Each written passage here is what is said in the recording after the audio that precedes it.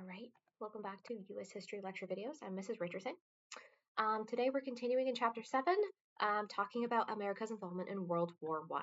By the end of today's lesson, you should be able to identify the steps taken by the U.S. government to secure enough men, money, food, and supplies for World War I. And second, explain how the U.S. government attempted to sway popular opinion in favor of the war effort. Today's lesson should not be too long. Okay, we already talked about that. So, we already talked about the reasons why America joined World War I and why the country delayed joining World War I. But now Congress has declared war on Germany. We are officially joining World War I, which of course at the time was called the Great War because there wasn't a World War II yet. That's another whole story, the fact that there was a Second World War. We'll get to that in some later lessons. So today we're going to talk about what America had to do to prepare to join a world war. So when America entered World War I in 1917, it was a challenge. The war had already been going on for several years. Both the Allied, which is the side that America joined, and the enemy forces were stuck in brutal battles with supplies running low. So the U.S. needed to quickly secure enough men, food, money, and supplies to fight effectively. And the President Wilson, understood preparation was the key to success. So the country had to build military force, secure economic resources, and get public support all at once. So remember, at the time, the United States Army was ranked 7th in the world with only 200,000 enlisted men. Germany had 4.5 million soldiers at the start of the war, and over the course of the war had 11 million total. All right, so America had to make some changes here to catch up. Congress passed the Selective Service Act in 1917 to create a large fighting force. This meant that all men aged 21 to 30 had to register for the draft. And then the following year, this was expanded to include all men between 18 and 45. Over 10 million men registered on the very first day through patriotic appeals and local draft boards. So a huge positive response from Americans willing to join the army for World War I. And this was a flip in some regards because much of the country did not want to join a European war. And it took several years and several different events that we talked about in a previous lesson to actually get Americans on board with joining the war and supporting the war effort. The United States government also did a lot to promote the war effort. You can see here this poster, I want you for the U.S. Army, right? Lots of media, propaganda, posters, anything to unite the country against Germany and its allies. Because once we made the decision to officially join the war, we needed all hands on deck. So by the end of World War I, 22 million men had registered for the draft, and 5 million were actually drafted into service. Another 1.5 million volunteered for the Army, and then a little over 500,000 also volunteered for the Navy or Marines. 20,000 women also volunteered, with 25% of that number serving in France as nurses or in clerical positions. So it was very common for a woman to sign up to support as a nurse. But not everybody supported the draft, right? 350,000 eligible Americans refused to register. Some claimed conscientious objector status.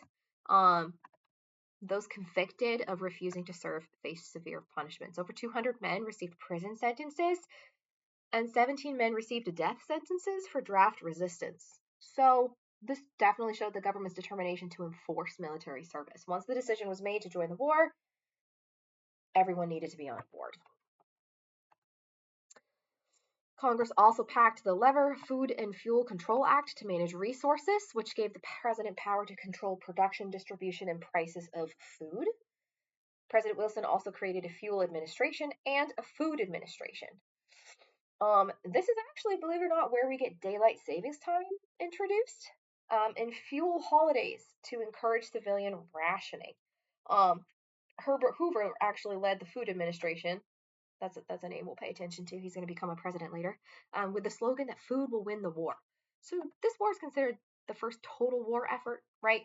The war was not being fought on American soil, but everything Americans did or didn't do impacted the war effort, right? Conserving all of the economic resources, volunteering in various ways, it all mattered. Americans were encouraged to participate in voluntary rationing programs.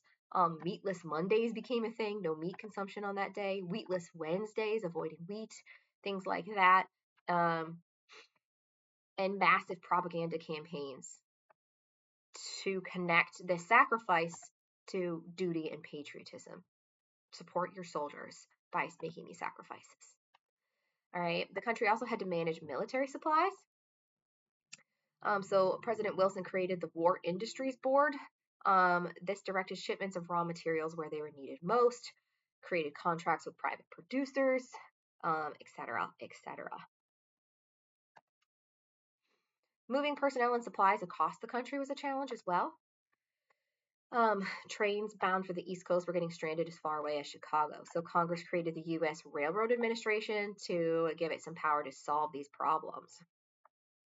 The Railroad Administration had a lot of power to control traffic, terminals, rates, wages, and this basically gave the government centralized control to influence the entire railway system to transport what it needed to support the war effort.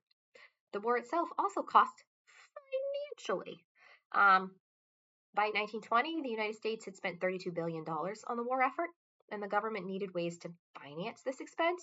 So loans, the Liberty Loan Act was created to allow the federal government to sell bonds to Americans, and so Americans could buy bonds to help support the government. And that actually raised $23 billion. Additional funding came from federal tax revenue, made possible by the 16th Amendment. So keeping the country united once the decision was made was very critical. America was a nation of immigrants. They often had ties to the countries that were fighting, like Germany, Russia, Britain, France. And so the American public was very divided about entering the war. And the president knew he needed to convince Americans to be united as Americans. So he actually launched propaganda campaigns with the message America first, right? Like, but we're American above all else, to try and unite a divided country.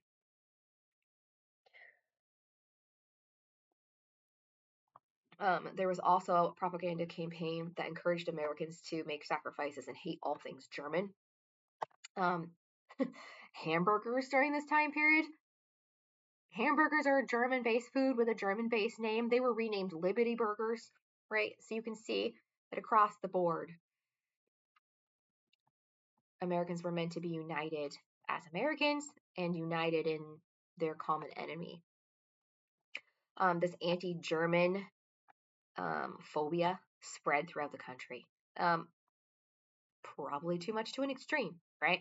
Some German Americans were prosecuted, even if they supported the war. Some cities changed the names of streets and buildings with German names. German Americans had to stop speaking German because it's quite dangerous. The German language was banned from being taught in schools. Restaurants renamed food like Frankfurters as Liberty Dogs and sauerkraut as Liberty Cabbage and things like that. So a lot of anti-German sentiment, probably too much to the extreme. All right, a couple other things that I want to cover that the United States did in order to unite the country. Several acts were passed that gave the government a questionable amount of power in wartime. The Espionage Act prohibited giving aid to the enemy through spying and banned public comments opposing the American war effort. So this took away some elements of free speech. You could no longer publicly oppose the war. Technically, many people see that as a free speech violation, but during wartime, often things override general freedoms. And the Sedition Act of 1918 prohibited any criticism of the government, the military, or the flag. So over 2,000 people were charged with violating these laws, right? If you didn't agree with the war and you wanted to write about it in the newspaper, you could go to jail for that, right? So some legislation that definitely repressed free speech. So overall, the US government and the president was trying to balance national security with individual freedom, right? So some individual freedoms were removed with the argument that it was justified for protecting the country as a whole. But you can just take a few moments and think about yourself whether the government's actions were justified or not, right? And what the long-term consequences could be. If you limit free speech during wartime, does it get brought back after wartime? Do people have to fight for that? Is it dangerous to limit free speech during wartime, or is that an exceptional time in which certain freedoms could be temporarily revoked? Americans disagree on this. All right, we're going to stop there today.